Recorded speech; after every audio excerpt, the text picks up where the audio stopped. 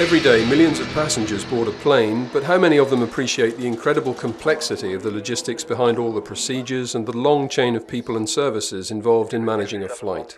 This chain is made up of the airlines, the European Air Navigation Centres, the air traffic regulators and the French Air Traffic Control Centres, but also the lesser-known CESNAC.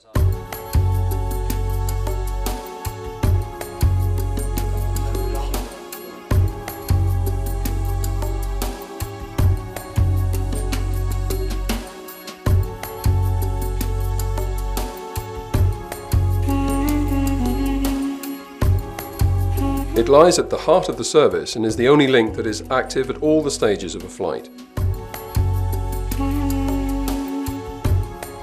The services provided by the CESNAC come into play from beginning to end, well before the passengers board the aircraft and well after they disembark.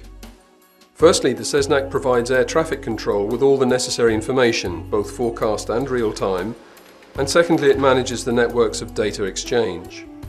Finally, once the flight is over, the CESNAC again collects the technical data required to calculate route charges and to provide statistics.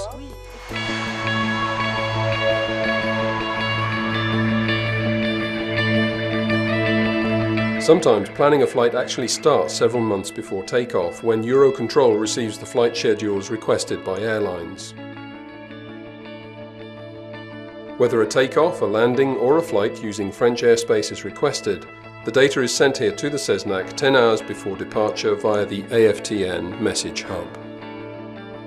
Moreover, the CESNAC is also a sorting centre for messages receiving and redistributing data to users throughout the world via the AFTN and CDIN networks.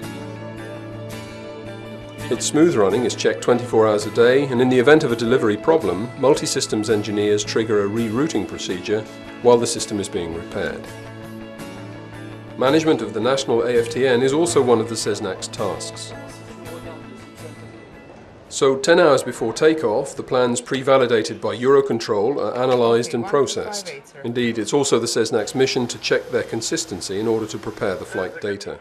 It does so via the National Initial Flight Plan Processing System, calculating the list of controlled sectors concerned, incorporating weather data, and finally estimating arrival times over the radio navigation aids.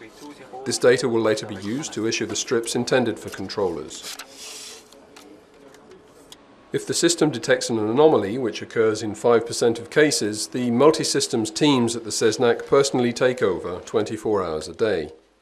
At the end of this procedure, the flight plan is registered under a unique identification number, and all the different players involved in air traffic control now have the necessary data to allow the plane to take off.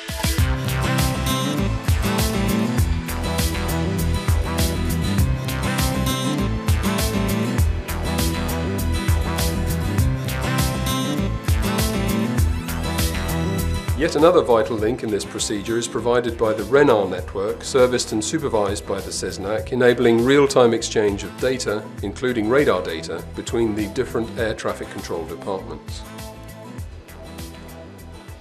But it would be too simplistic to end the description of a flight here. Once airborne, things may change, and a flight plan may evolve at any time. Airspace is real-time and therefore moves, subject to unexpected traffic elements, weather conditions, technical problems, activation of military zones, and many other elements which require pilots and controllers to adapt. Sometimes flight plans have to be changed. Again, the CESNAC asserts itself as a vital link in the chain because 2/3 of these real-time changes are processed manually by the multi-systems engineers. Il part sur l'Afrique, ouais, donc je te le fais sortir par quoi? Je te le fais sortir par Alger ou par Sardi? It's their job to check the consistency of the new data or to find the best route. This is what is called form processing. It must be done in under 3 minutes.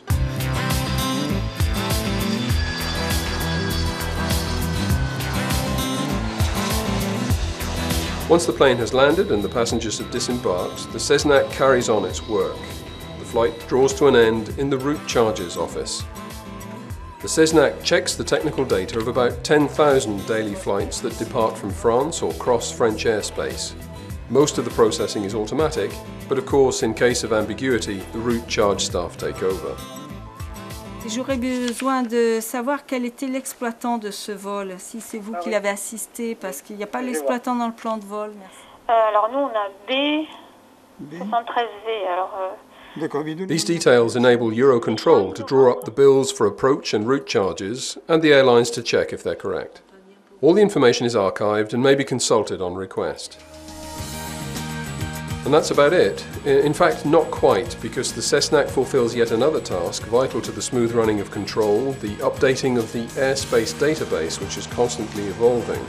The routes, the radio navigation aids, the control sectors, amongst other things, are regularly modified on request of the regional and major approach control centres.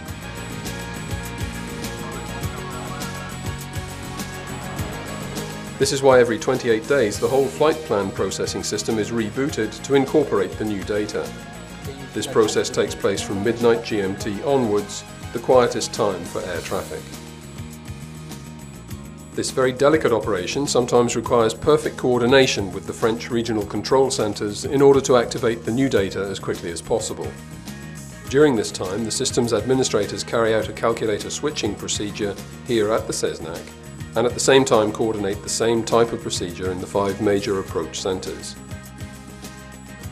All in all, through the varied tasks it fulfills and the expertise of its teams, the CESNAC stands out as one of the indispensable links in the chain of air traffic control, discreet but essential to the smooth running of the whole service.